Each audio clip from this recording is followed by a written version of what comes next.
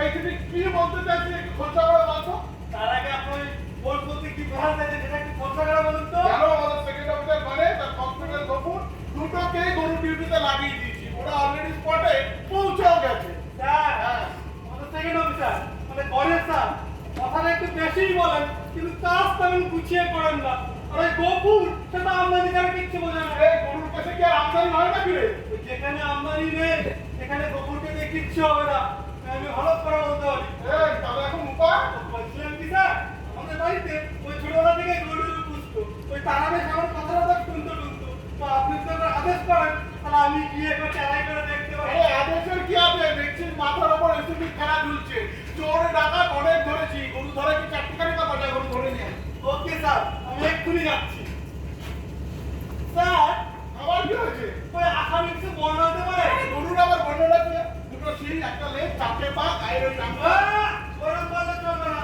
ওই গরু নানা রকমের হয়, যেমন ধরুন জার্সি না বাংলা, আবার ধরুন কালো বাদামি না সাদা, আবার ধরুন শিংটা কত বড় না ছোট, আবার ধরুন এত কিছু ধরতে পারছি না, রাস্তায় যে গরু পাবি ধরে নিয়ে আসবি, রং শিং চুল পরে মিলিয়ে নেবো। আরে আপাতত এসিপিকে তো সামলায়।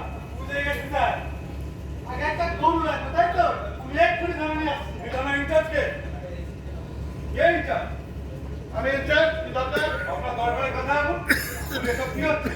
কি হচ্ছে এসব? কোন সব? আর আপনি বাকে মানে আপনি আমায় চেনেন না? উনি আমায় চেনেন না?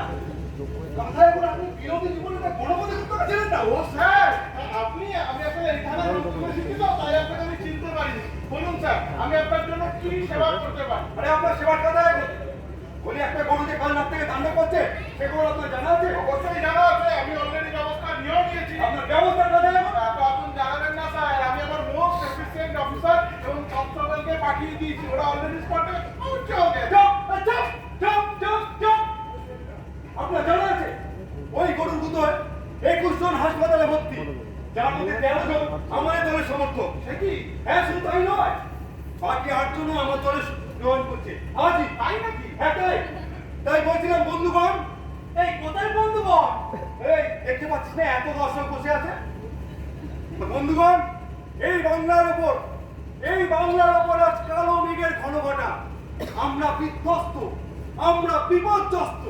এক কথায় বলা যেতে পারে আমাদের অবস্থা কাঁথায় এখন, মানে খুব খারাপ। এই রাজ্যের বিরোধীদের ওপর চরম আঘাত এনেছে ওই গরু।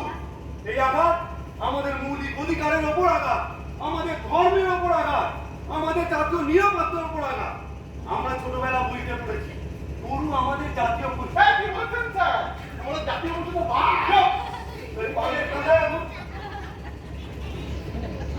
বলছিলাম বন্ধুগণ, আমরা জানি আমাদের জাতীয় পশু গরু, আরে গরু খুব ভালো মানুষ।